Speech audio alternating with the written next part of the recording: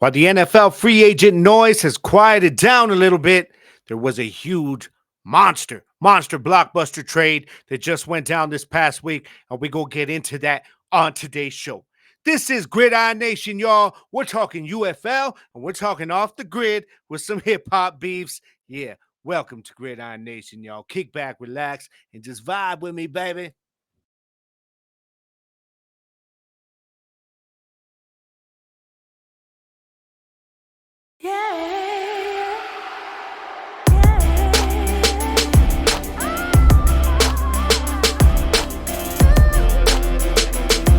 Yeah. Come on.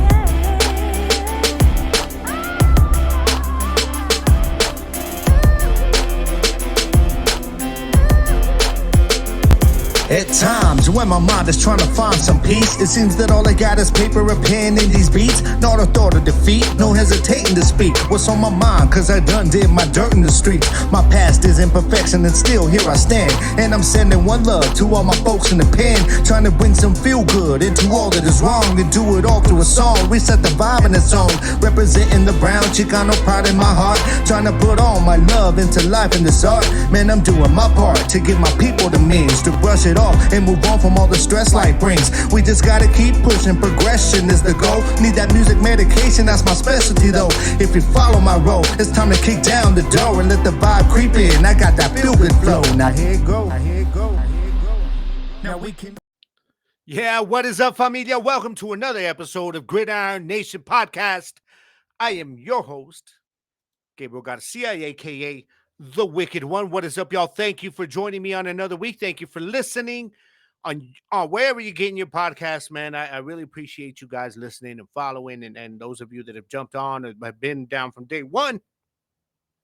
It's all one love from your boy, man. So what is up, y'all? Hope you guys are out there feeling good, living well, and most definitely living blessed, man. I am. I'm chilling here up in my studio. Now, you can't see it right now in the back. You see a different, if you're on YouTube right now, you see a different backdrop. That's dope, right? Yeah. But you know, I got some changes going on in here right now that y'all can't see because I didn't let that be on camera. But I'm probably going to be recording the show from inside the house over the next couple of weeks, as well as my Renegade show. But because I'm putting in a new air conditioner and I'm gonna be redoing all the walls and all this stuff, some fresh paint, all that stuff, man. So just letting y'all know, just giving you a heads up, man. But it's a little bit hot in here right now already. That's why I got to put in the new AC, man. That's why I got to put in the new AC. But what is up, familia? Yeah, man. Hey, how's your week been? I hope you guys are having a good week this week. As for me, it's good. It's good. Just been at work, man. Just doing my thing, y'all. Doing my thing. You know, living life, loving life. Even when life is just trying to throw some haymakers at me, you know, I'm still like water, baby, trying to flow right around it and adapt, because that is what we do here at Gridiron Nation, man. But we also do a lot of other things. I talk football. You know, we got some things, man, to get into today, y'all. There is, man. First of all, we got the UFL, of course. We had UFL week 2 went down this week. Very, very good week in the UFL. And also, the big news in football this past week was the big trade of Stephon Diggs, wide receiver of the Buffalo Bills, trading him to the Houston Texans. Wow. And it's just like the name of the episode says it all.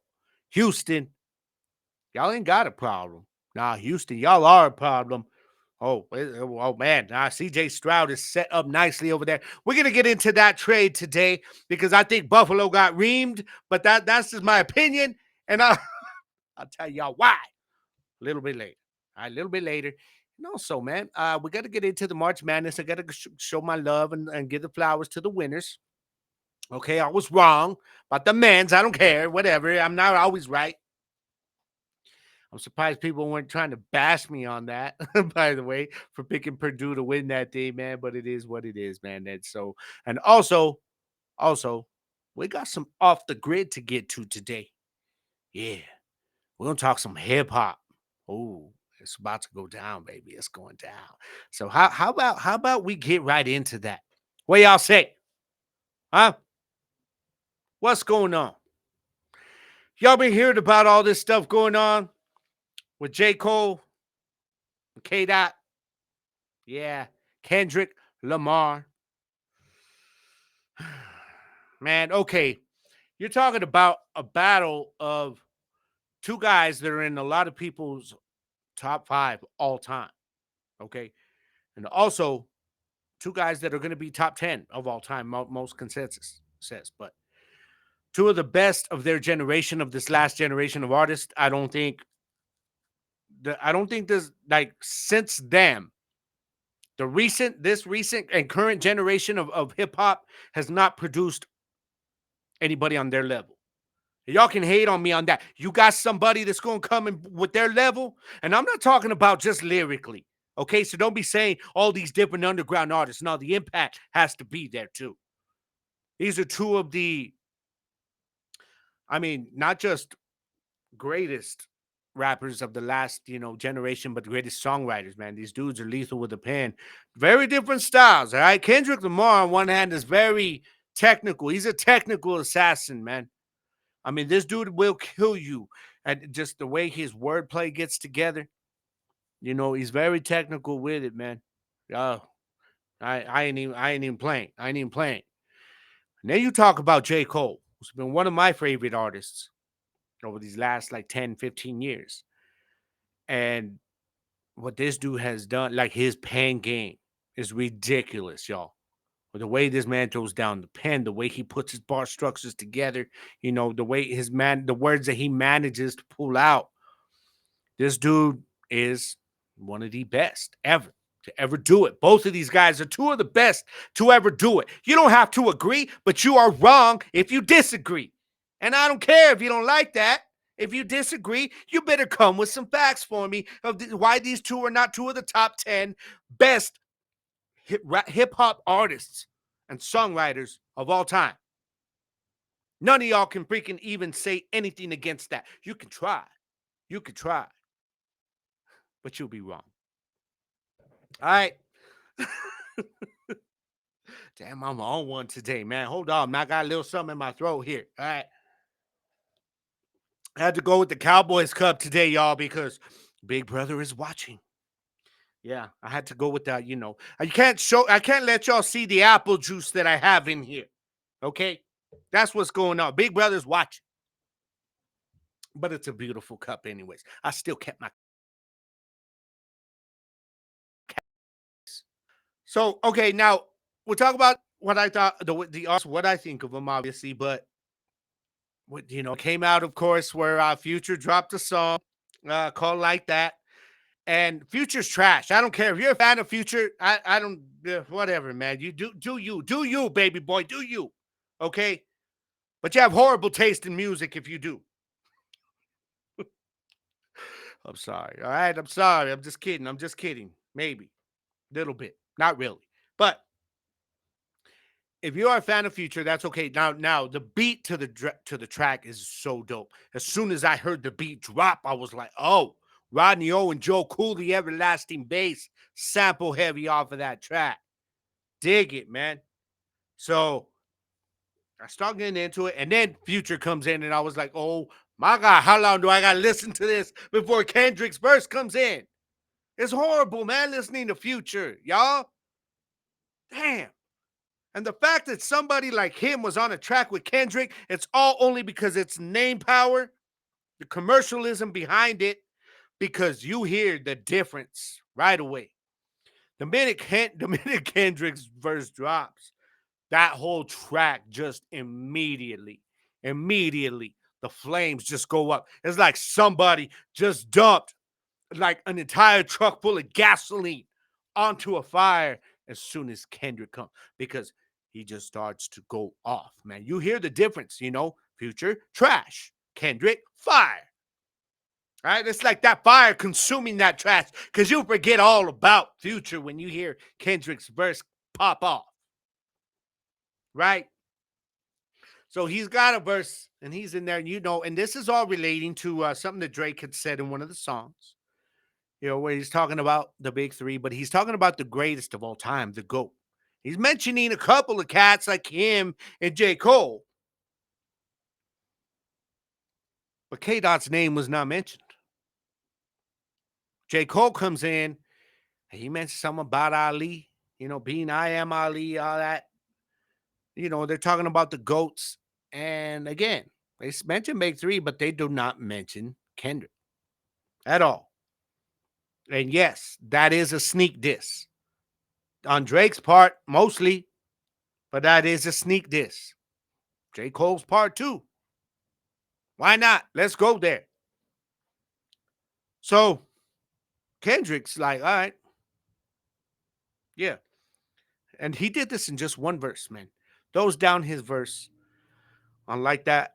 And you know, the big line was when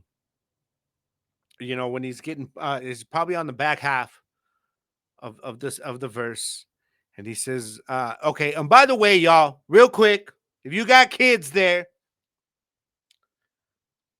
parental parental discretion is advised. Okay, y'all already know how I do it here at Gridiron Nation, man. All right, it's unfiltered. So he says, "Motherfuck the big three." He says it's just big me, and he's talking about he has a line in that where a bar where he's talking about fuck the big three and sneak dissing, you know. So K Dot dropped this verse, man, and everybody's like, oh, it's on. It is on. Shots fired. Let's go. So J. Cole comes back, right? See it the other day. 7-minute drill. Drops a surprise album. Maybe deleted soon or later or whatever it's called. But the song on there, 7-minute drill, was a diss to Kendrick Lamar. And I heard it and I was like, oh my God, it is on. Because it was fire. It was on. I was like, J. Cole, did your thing, boy. And now I'm waiting for Kendrick, right? I'm like, oh, Kendrick's going to come strong. It's about to go down, y'all. This is going to be the new beef of this century, man. And then before K Dot can respond, J. Cole has a concert the other day. And there was video of him apologizing, talking about how he's losing sleep, and this is really hurting him and all this stuff. And it's just, y'all need to go on and check it out. All right, I'll post it later, maybe, because it made me sick as a hip hop artist. Now, I don't do the beefs and all that stuff personally. That's fine. But as a hip hop fan, I enjoy the hell out of it. Especially guys who are lethal with that pen, man. And that J. Cole can't wait on 7-minute drill, man. He talking about your first shit was classic, your last shit was tragic. This what was it? Your second shit put brothers to sleep, but they gassed it. And he's talking about he's still doing shows, but he fell off like the Simpsons and stuff, man. And I was like, damn, boy, do your thing, Cole. Go Carolina in the house. And then you came out with that damn video and he posted it on his IG too. That was tragic. Okay? Because J. Cole, man, why do you back down like that after you put out that track, dog? You put out something strong like that and then you backtrack? That was weak. I'm sorry. That was weak. It's your music, dog. You stand by that shit. And now don't get me wrong, man. I will not go toe to toe with J. Cole. Lyrically, are you kidding me? Boy will murder my ass. But I don't care. I'm a hip hop fan. So I'm going to tell it like a hip hop fan. That was weak, dog. And you stand by your damn music. And that's the artist in me coming out. All right. You're going to come out with that low, JP, man. JP's, he sends me this cool little animated video, man. And it's talking about Drake. Drake's calling up J. Cole. And he's telling him, why the fuck you apologize? He's like, the Super Bowl ain't apologizing. Just in the Super Bowl apologizing to Janet Jackson titty. No, all that stuff, man. I'm freaking laughing my ass off. He's like, because you just gave that man more ammo. And I hope Kendrick comes and uses that.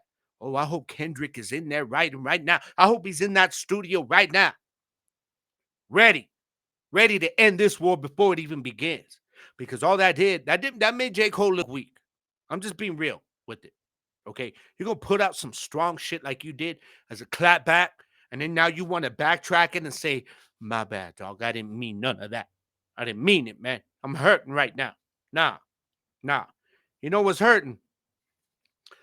It's about to be your career, dog. Because Kendrick, if he wants to, can take this now and just assassinate everything about your career, about any chance you have of having a logical beef at this point. You basically looked at it and said, oh shit, I forgot this dude was from Compton. Never mind, dog. I didn't mean none of that shit, K-Dot. All right? Sorry, man. I'm sorry. You got Drake over there crying probably too. Drake's over there probably trying to figure out which one of his ghostwriters is willing to go toe-to-toe with Kendrick Lamar. I guarantee you none of them are. And if they are, they're stupid too. How much you gonna pay me, dog? You know what I mean? So it was just, I'm pretty disappointed as a J. Cole fan. I don't care if it would have just been for publicity and y'all got to play it off, man. Just follow through. Like this was set up to be, whoa, man, like the big hip hop beef of this century, man. Mm-hmm. These two wordsmiths, man, legends. But now one of them decides to say, I'm sorry. I didn't mean it, dog. Oh, Kendrick. J. Cole, I'm a big fan.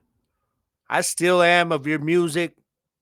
But, bro, I don't know what I won't even be able to. If you try to, like, clap back at somebody now, I won't be able to listen to it, dog. I'm going to be like, what for? He's just going to apologize in, like, 2 days, But Kendrick Lamar, teach my dude a lesson, man. Use it and come out with a full song and just murder it. Murder it. All right? Please do that. Hit me up on social medias. Let me know what you guys think, man. I'm very passionate as a music and hip hop fan, as y'all can see. Okay. What did you guys think? JP, I know what you thought, my brother. I know what you thought, man. JP's he's like super disappointed in J. Cole, man. He's like, dude, like, I had him up here, and now he just dropped. And he saw me like showed me like one notch down. And anyway, okay, maybe another 2 notches down. That's how bad. But y'all let me know what you thought about this, man. All right. Go on, check out the videos. Check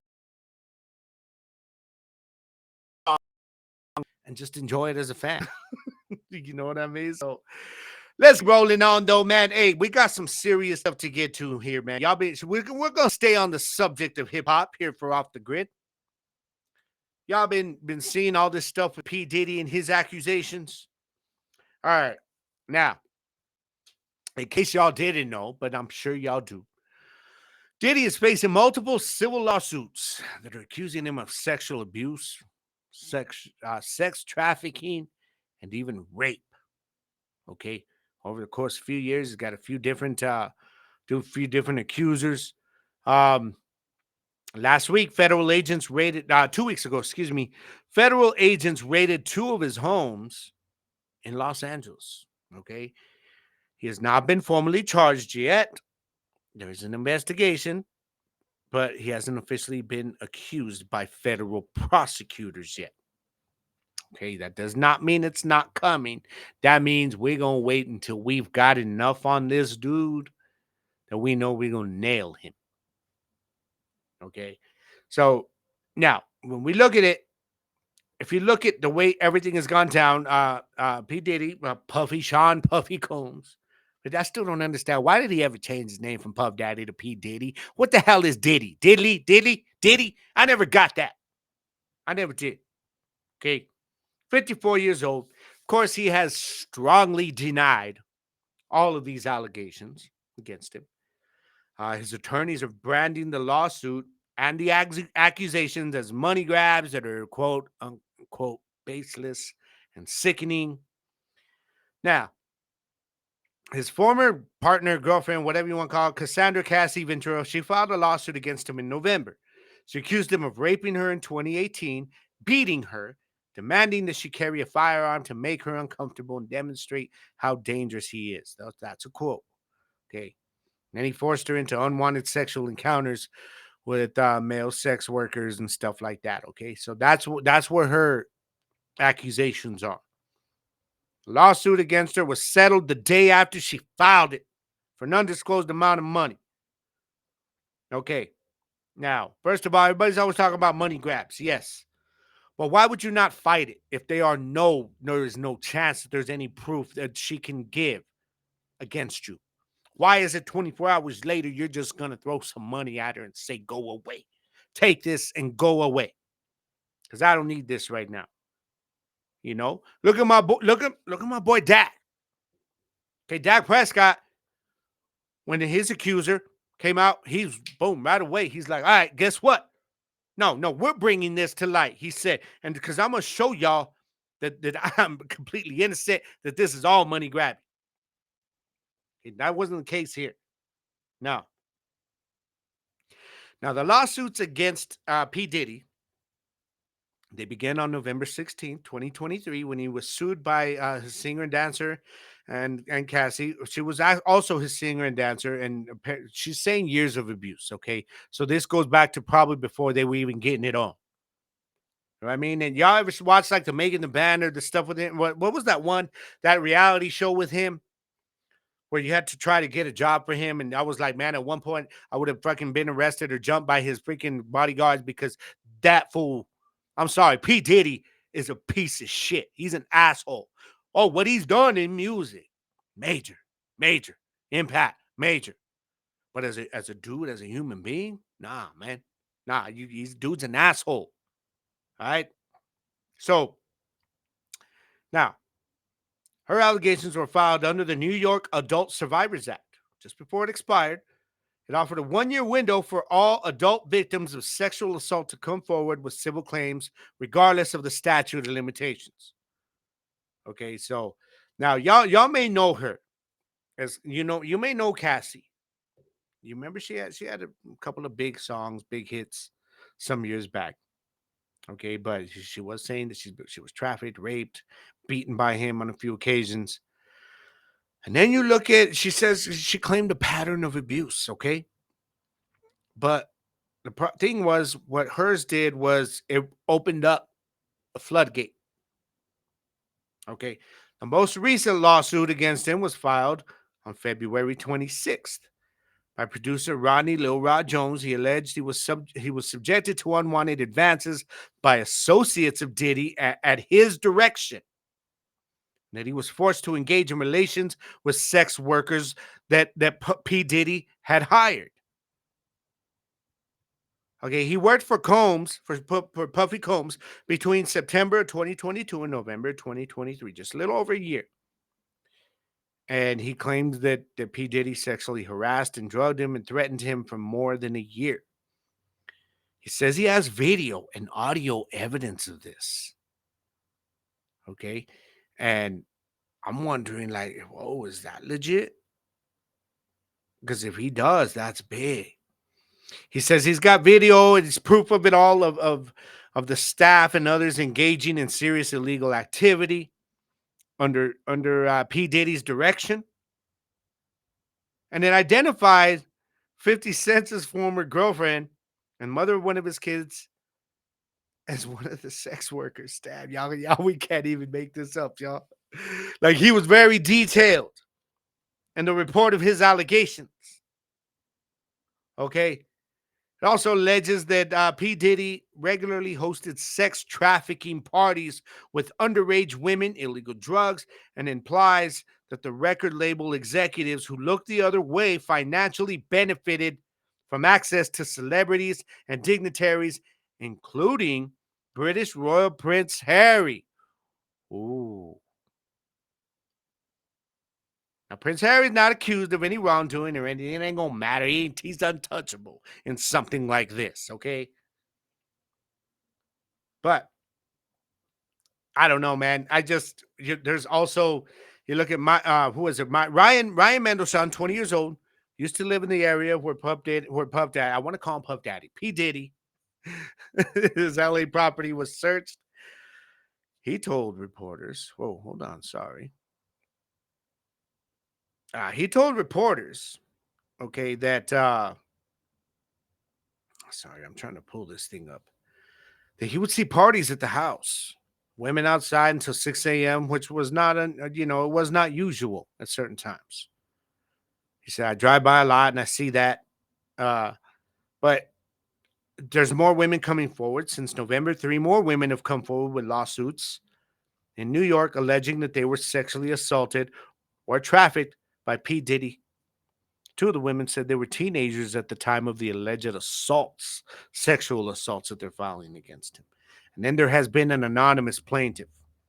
Okay, she's accused, uh, wow, P. Diddy and singer-songwriter Aaron Hall of raping her and a friend in 1990 or 1991, probably late 90, early 91, after meeting at an MCA Records event in New York where the singers were, quote, very flirtatious and handsy and offered them drinks.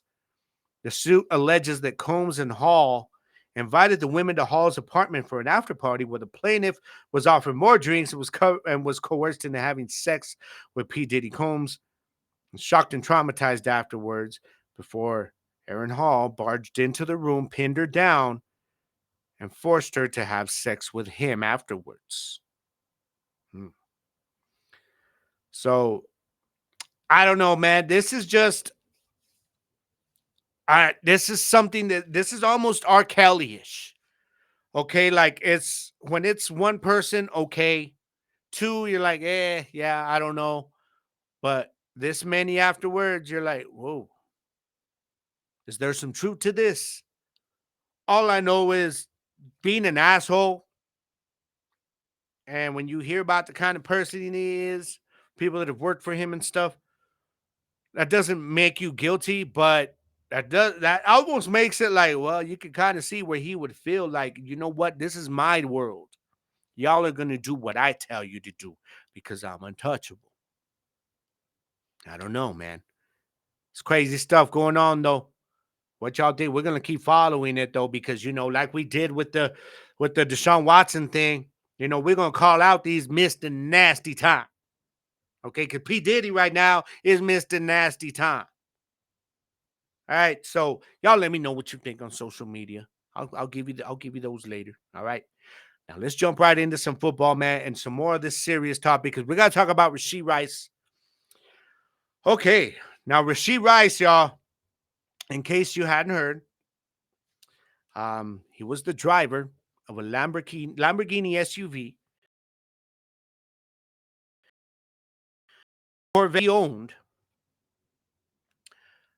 They caused an accident down in Dallas, down in Texas, and they both left the scene. They were racing down the highway, ended up causing another 4 cars a chain reaction to crash, and then those 2 fools just took off, left the scene of the accident. Okay, now he was driving the Lamborghini SUV, which, come to find out, was a rental. Okay, the other car he owned, which was driven by someone else. I didn't get a name in this, but it was a Corvette. At first, when it came out, it was saying that it was sounding like they were reporting that Rashee Rice, wide receiver of the Kansas City Chiefs, by the way, Super Bowl champion, that he was driving the Corvette. Well, now that more news has come out, no, he just, it's under his name. Someone else is driving it. He was driving the rented Lamborghini SUV. So both drivers left the scene of the crash, which caused a chain reaction of 4 cars. And the crash left 4 people with minor injuries. 2 had to go to the hospital, get treated. Okay. Well, they couldn't find him for a bit. And finally, he came forward, turned himself in. He said he's cooperating with Dallas Police Department. And he posted on his IG that he is taking full responsibility for his part. Yeah, now you are. What would have happened if his name never came out in this? They didn't know who it was. You think he would have come forward? Nah, we all know he wouldn't have. Come on. You can give the guy the benefit of the doubt if you want to. But no. Dude straight up bounced. He left. Nah. Didn't even look to see if anybody was okay, man. So, what's Rashee Rice going to be facing now? Are we talking lawsuits? Most likely.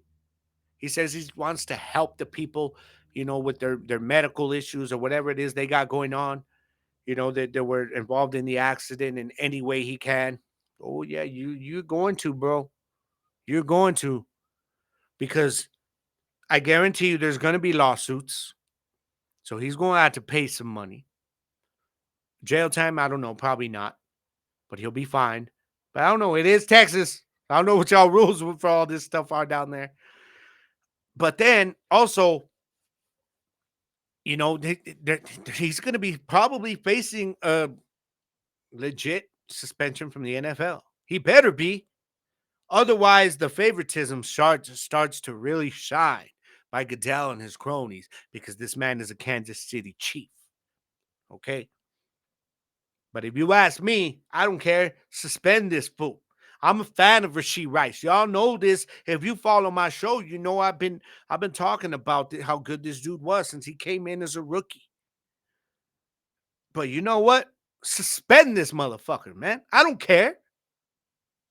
Nah, that's BS, man. Y'all, these fools needs to know they're not untouchable, man. P. Diddy, Rashee Rice. Y'all aren't untouchable. Okay? There has to be an example made. I don't care how much money you've got. Okay? I'm the little guy. And I guarantee you, if that was me, nobody would give a damn. They'd be coming down hard on me. Okay? Because I'm a nobody. These dudes, they're somebody. All right? Yeah, all eyes are on them. So, trying to make the example, man. Straight up. All right, Rashee Rice, though. Better get your act together, boy. You better grow up real quick, dog. Grow up real quick. Or you can end up like some of these fools that just ended up out of the league. You know what I mean? With so much talent. Career over early. Because they couldn't keep their head right. Couldn't keep out of trouble. Surround yourself with the right people, dog. All right? Don't know what the Chiefs are going to do about it, but he does need to be suspended, probably for a lengthy period of time. And he will be sued. I guarantee you that. Because if it was me, oh boy, I'd be seeing dollar signs. I'll be like, I'm in the money. I'm in the money. I'm in the money. Pay me, dog. My neck hurts. And I need a new vehicle. So now let's keep rolling on, y'all. Actually, we got one commercial break we're going to get to right quick, man. So y'all don't go nowhere. As soon as I come back, we're going to talk about little thing that I like to call March Madness, baby. All right, y'all. Don't go nowhere. Same great taste.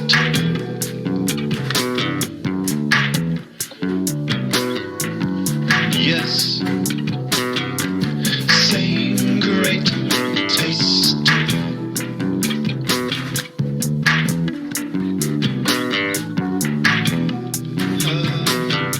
Same great taste.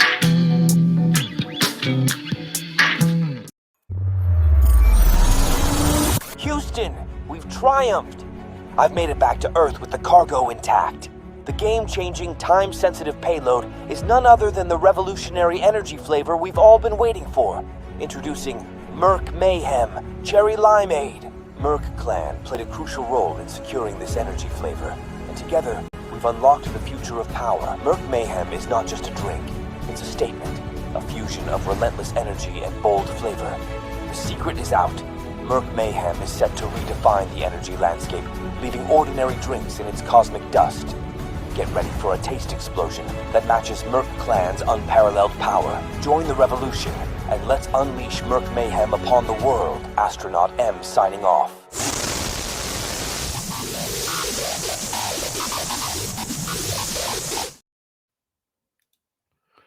Welcome back to Gridiron Nation Podcast, y'all. This is the podcast that is made for the average hardcore football fan, like myself, by the average hardcore football fan. Hey, y'all, if you like that song at the beginning, y'all be sure to go jump on Spotify or anywhere you get your music, to be honest. iHeartRadio, Pandora, Amazon Music, it doesn't matter. The Wicked One, I am there. Y'all check me out, man. If you like hip-hop, you like good hip-hop, old school type of hip-hop, then let me tell you a little bit about myself. Actually, let my music tell you about myself, man. Y'all go on and check me out. Help your boy out, man. Help me get those streams up, because I need the money. I'm just being real. All right. All right, man. Let's keep rolling on, y'all. We got to touch on the NCAA men's basketball tournament. Also, shout out to the women. South Carolina, they were the better team. I think we all knew they were going to get this done against Iowa, even with Caitlin Clark. Y'all, Caitlin Clark, man. Angel Reese, man. These girls, like, they really got America's attention in women's basketball this year. Okay. It was fun to watch. It was entertaining to watch. And they're going to be in the end. They're going to be in the WNBA. I might start watching just to see how they do. Right? I might. I'm being real. I've been never been a big fan of WNBA. That's not hating. I'm just being real with it.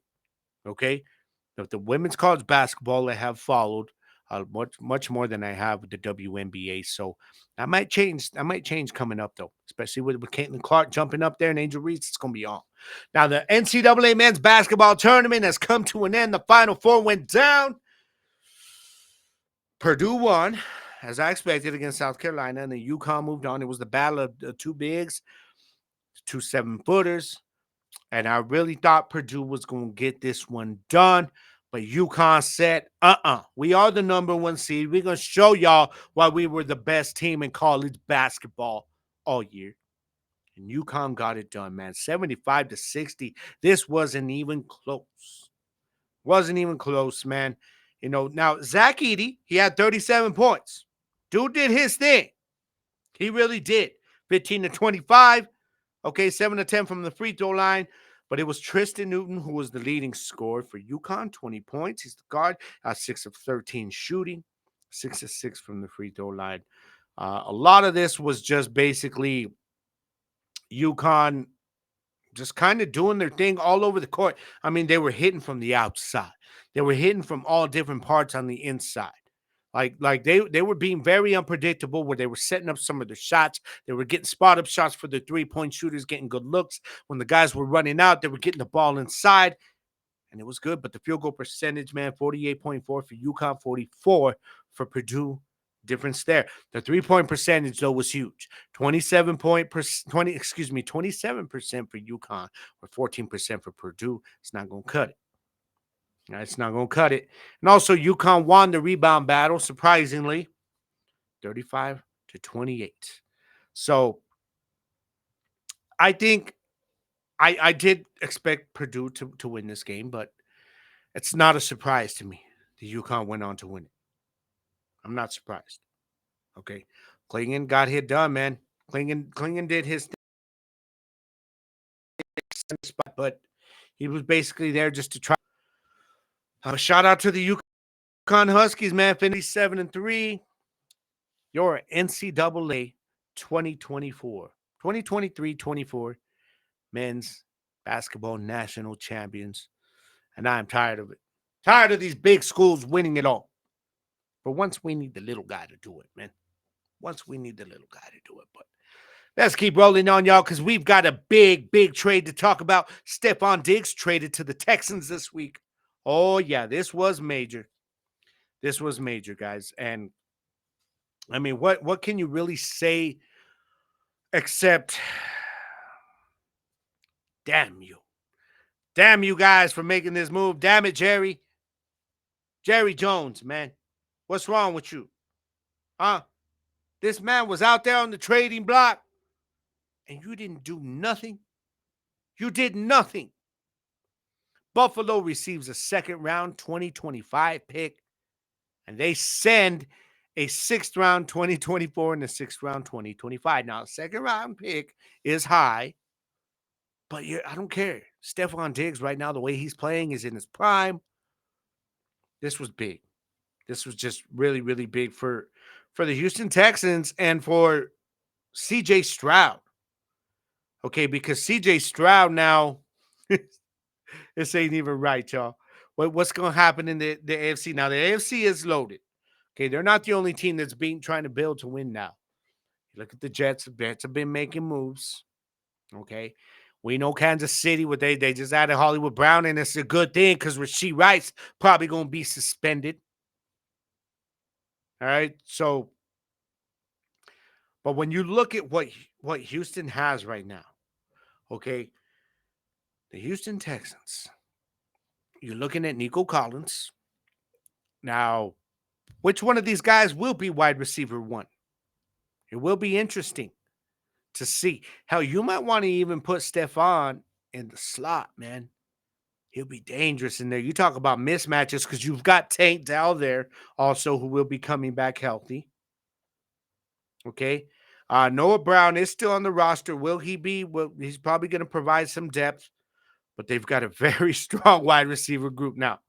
Super strong, man. You got Davion Pierce and Joe Mixon, who will probably split carries in the backfield. Oh, and also they just re-signed pass catching specialty tight end Dalton Schultz to a new 3-year deal. O-line's looking good. That defense is young. Man, y'all, this team is really set up nicely right now. And they are going to be a problem next year for everybody. Everybody they play. Who do you double now? Because Nico Collins is going to be a mismatch. Tank Dell's going to be a mismatch. Oh, and Stephon Diggs, you have to double. He's the guy they're going to have to double. I'm sorry. They're going to have to double him. Everybody else is going to eat off of that, man. Ain't even fair. If you're a fan of the AFC South, I want to know your thoughts on this. What are you guys thinking, man? Do you think that this is a move that's everybody's waiting they're like, oh, Stephon Diggs. Do you think he's going to be a problem there?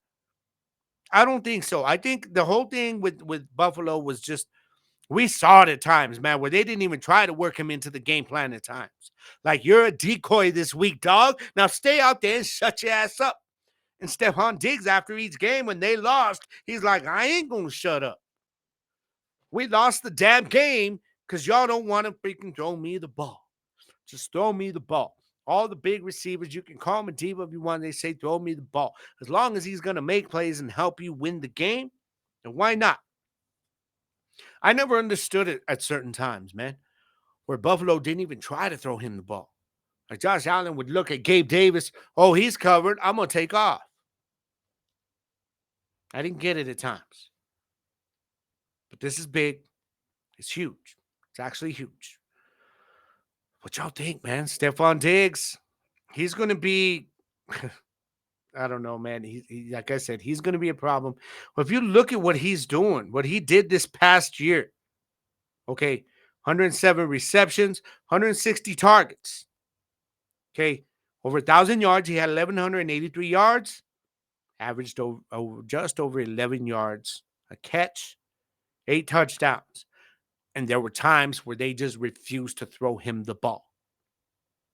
Didn't understand why. If Houston does it, I understand why. They've got other playmakers there, man. But in Buffalo, I just didn't get it sometimes. You know what I mean? Just didn't get it. But it's going to be big, man, to see what they do. They're going to be a scary team. They're going to be a problem for everybody in the AFC, and most specifically in the AFC South. Oh, Dallas got to play them this year. And now I'm like, damn, we're going to have Diggs versus Diggs. But I'm just still like, we could have had this dude, man. And I'm not going to make this about the Cowboys. Sorry, man. I'm not. I'm going to give my love and my respect to the Texans for getting this deal done, man. You get Stephon Diggs out of there. He's not happy. He was happy to go. So they're going to give him a new deal. He's getting that new deal. So this is going to be big for them, man. This is going to be interesting. This is going to be a team that y'all going to want to follow. They are going to be a favorite in the AFC. I won't say the favorite. It will still be Kansas City. Okay? But they will be a favorite. We'll put it that way. So much respect to the Texans, man, for y'all getting this done. All right, now, let's keep moving on, y'all. Let's keep moving on because I want to talk about the UFL. We'll look at the recap of this past week. I won't linger on it. If y'all want to hear me linger on the UFL, okay, you've got to watch my other show. Okay? You got to watch my other show. And I'll be getting into episode 3 here pretty soon this Thursday. Okay, you can catch it on Fuel or I will have it on Spotify. Okay, Thursday nights, Hellraisers podcast, baby. That's right. On Fuel Sports Network, Thursdays at 7 p.m. Eastern Time. I know y'all can't see it because I got my little scroll thing going, and I ain't going to take it off. Okay? I'm not. But just so y'all know, Hellraisers podcast for all my fellow Arlington Renegades fans, but I also will be looking back at week 2 of the UFL and looking ahead to week 3, man. I give my predictions, and maybe I'll give them now. I don't know. I haven't decided. I just go on the fly because I'm just winging it today, man. I'm just winging it today with y'all, all right? But it started off on Saturday with a very good game. Actually, they had the what was it? The Brahmas.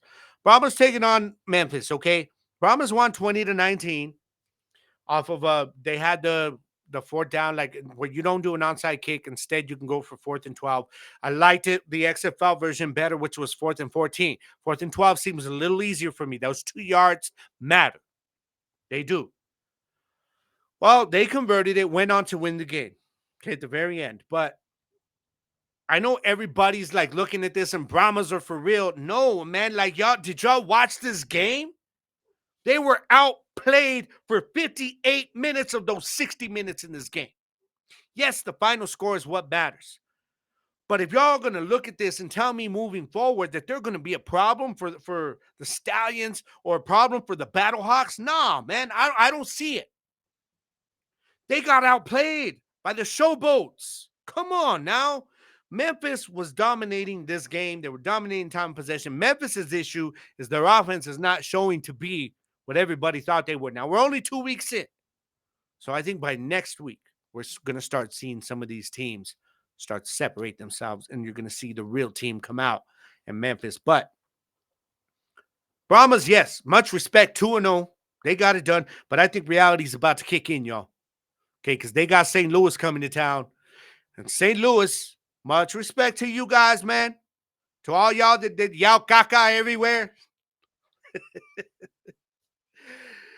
You guys, you got it done, man. And the reason I say if you don't listen to the Hellraisers podcast, like the Battlehawks fans, they yell caca. Caca's law. That's their little slogan, caca. And to me, I'm like, Gaca? Who the hell uses Gaca to represent our team, man? That's where I go, man. You know I love talking caca anyways. But anyways, man, hey, that was a hell of a game, y'all. We lost 24-27, but the Renegades did everything that I felt they had to do offensively, except run the ball better. They didn't run the ball as good as they should have still. Yes, it came on late in the game, but it wasn't good enough because they were not able to keep A.J. McCarron off the field. And I really want to get into this game, but I'm going to wait till Thursday. So y'all going to have to tune in. I won't be live, but y'all are going to have to catch this week's episode on Thursday night or Friday of Hellraisers podcast to hear me break this game down, man. I'm just, I am disappointed. But, man, Luis Perez, once again, my dude, did his thing, the king of spring. And A.J. McCarron, of course, one of my favorite players in the league, did his thing. So, St. Louis jumps to 1-1. Renegades now 0-2. They are in a must-win situation this week against the Defenders, who just, it wasn't a pretty game. No matter what Defenders fans want to tell you, they'll take the win. Yes, I'll win. I'll take an ugly win any day. They won 23-18 against a very lost Roughnecks team. I don't know what's going on with them.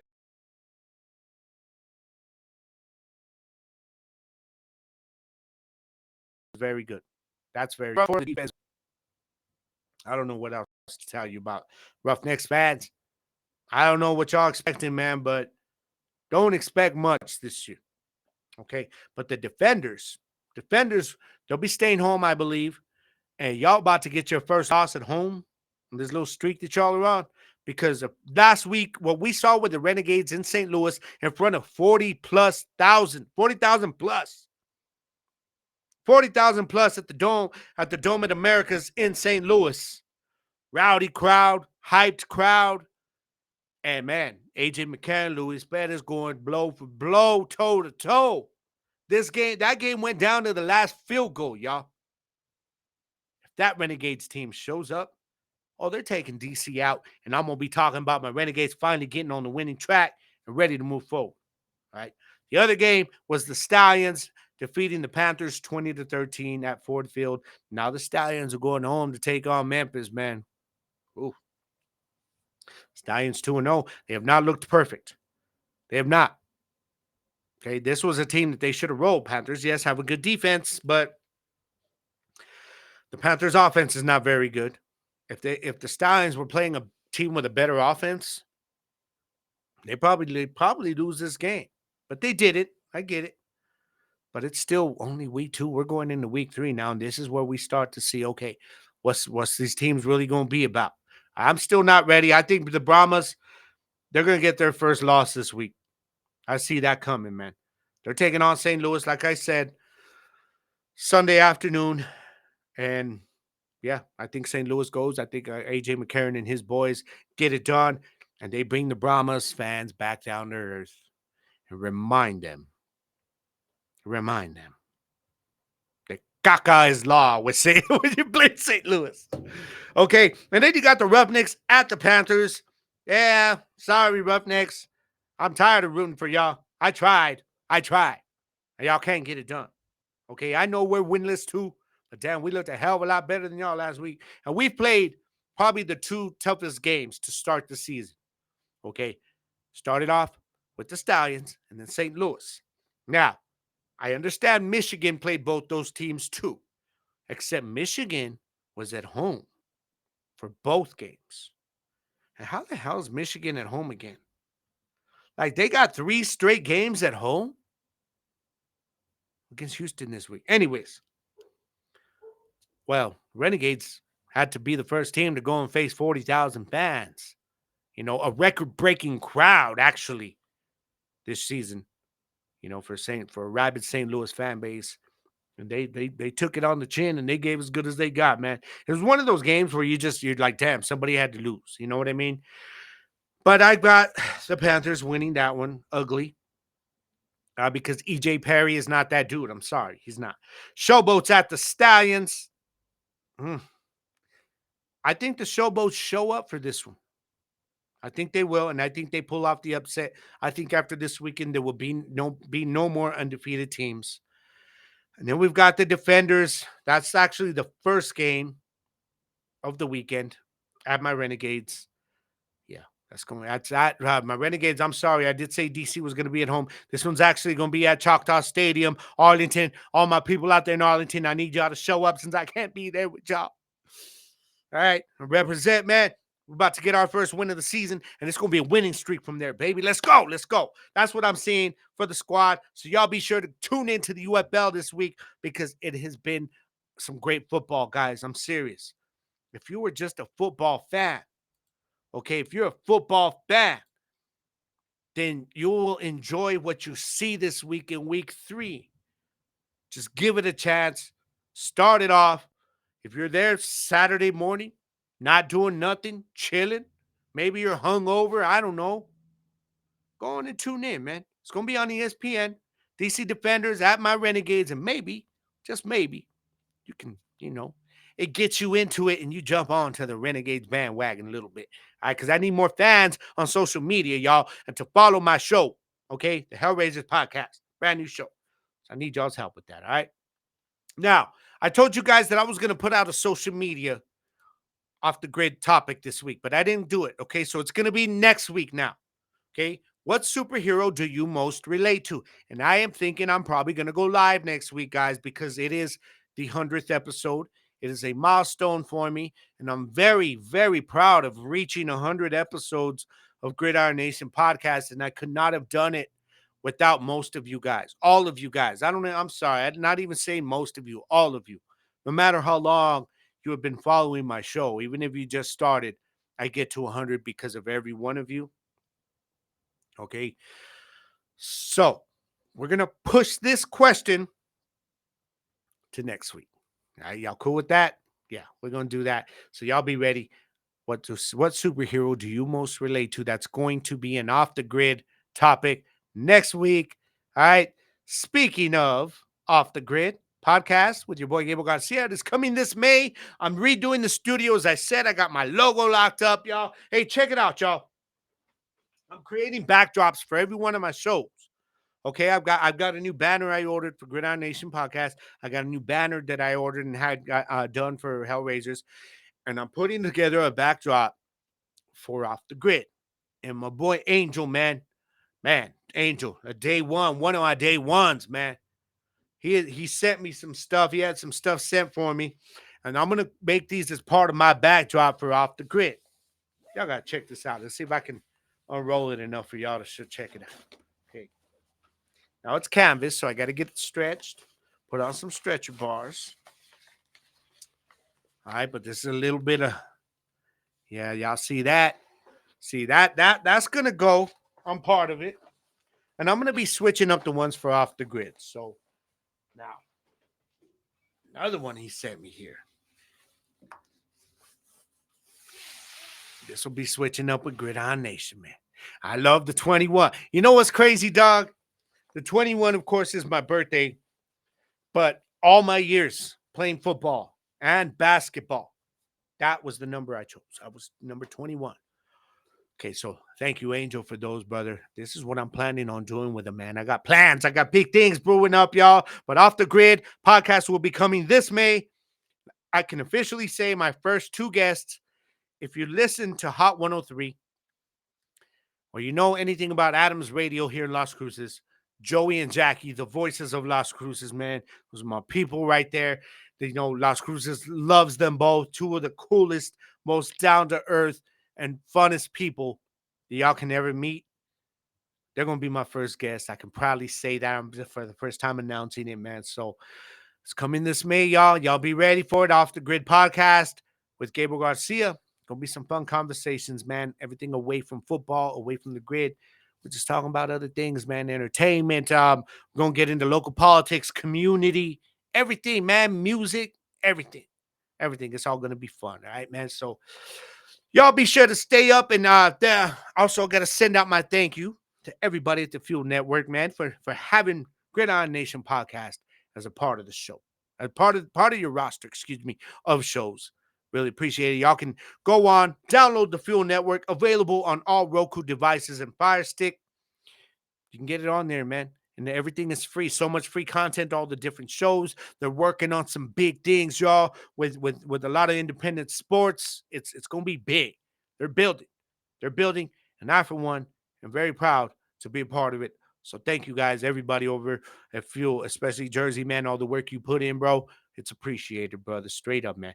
And speaking of Jersey, y'all don't forget you can catch me in Jersey on Saturdays on the Gridiron Show with Jersey the King and your boy OG Double G. I will not be there for a few weeks now. I got some things going on the weekends coming up here, but I will not be able to be there for, I don't know. It's going to be a few shows, a couple minimum, but I'm gonna let him know, man. But either way, Jersey's gonna knock it out the park. He always does. Bring a great show. So y'all be sure to tune in this Saturday, all right? 11 a.m. Mountain Time, y'all. Okay, adjust accordingly. Also, you can catch Gridiron Nation podcast right here with your boy Gabriel Garcia, your host, Tuesday evenings, man. If it's not live, which it hasn't been for a while, I've got them dropped on Spotify and everywhere else on Tuesday evening, and probably have the video up on YouTube by Wednesday. Okay, just got a lot going on, man. It takes time when you ain't got nobody doing the work for you, man.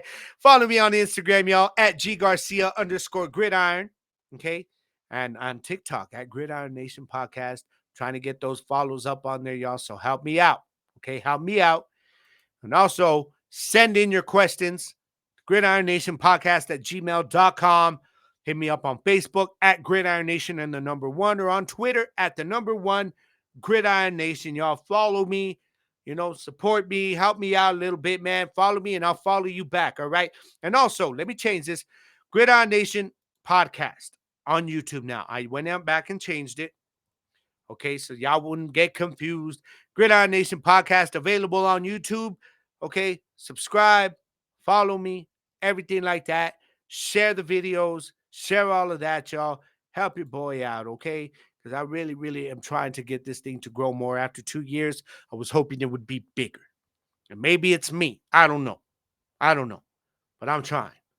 Okay, I'm trying. And I see y'all out there that share the content, share the posts, everything, every single week. Whether you get back to me, you guys respond to me. You might text me, you might message me about something I said on the show. That shows me, man, that y'all are following, y'all are listening every week. And I see the streams go up, the downloads through my publisher. And I really appreciate every single one of you guys. All right, man. I'm about to get up out of here. But before I do, because my hour's up, man. My hour's up. Before I get out of here, y'all, you already know. Oh, by the way, don't forget Hellraiser's Podcast, episode 3, coming this Thursday, okay?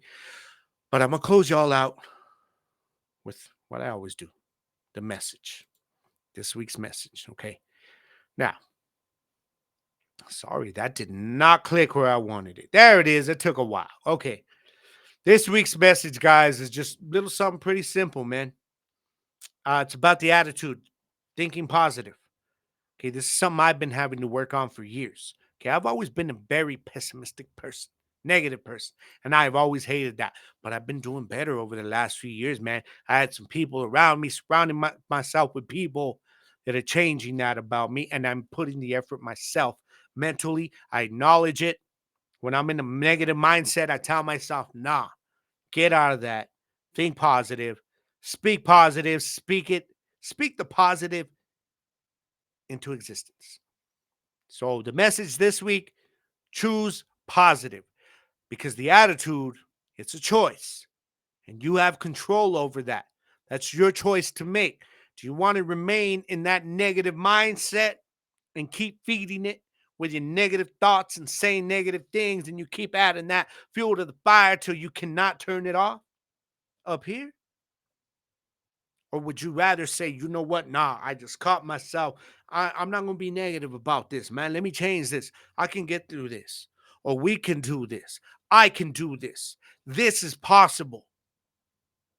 You know what I mean? Some life throws at you, and it's like, you know what? That's all right. Because we're going to be water, and we're going to adapt and flow right around it. You know what I'm saying? You have the power to choose whether to be negative or positive in your attitude. All right? That power is all with you, y'all. It's all with you, familia. And I really hope that next time you're in this negative mindset, whether you're in a bad mood, you have that conscious thought to remember this, to say, you know what? Hold up.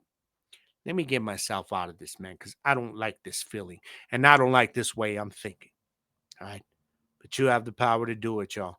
Okay? Because no matter what life throws at you, y'all already know, every single week, man, it's going to throw something at you every single day. Every day. No matter what it throws at you, though, guys, you have the power to adapt. You have the power to, like I said, think positive about it.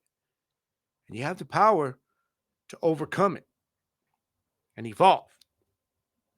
All right? Because no matter what life's going to throw at you, just look at what it's doing. Get back up. And then next time you see that shot that's coming, and you flow right around it. Right? Because in the words of the great Bruce Lee, all y'all got to do is be water, my friends. I'm going to catch you guys next week for Gridiron Nation, but I'm going to catch you this Thursday for Hellraiser's Podcast. And again, next week, y'all, I'll be doing the live stream to celebrate 100 episodes of Gridiron Nation Podcast. I really hope that each and every one of you will join me on there in the comments, man, because I would love to have a lot of people in the comments watching, sharing, participating, man. It'll do me some good. Okay, it'll do me some good, because after 100 episodes in 2 years, I'm like, man, this thing ain't as big as I wanted it to be, but we can still get there, y'all, because I'm gonna be water about it, right? We're gonna flow around the negative part of it, stand up in some positivity. All right, man. I'm gonna catch you guys next week, y'all. This is Gridiron Nation Podcast. I am your host, Gabriel Garcia. And I would like to thank each and every one of you for joining me this week, man. I will catch you guys on Thursday, and I'll catch y'all guys on the live stream again next week, y'all. Gridiron Nation Podcast, familia. One love. Peace. I'll be blowing up and booming like the 4th of July. The #1 draft pick. Them has-beens till they past tense. Everybody wanna feel this glory I bask in. Getting antsy when they see my silhouette in the smog. Then you struggle with your breathing breathing as I creep through the fog. Let's get it on. Gonna meet me up in the end zone. Before they know it, when they looking up and I've been gone. We hype tonight, I show up under the lights. Gonna bring it if you really think you up for the fight. Come on, it's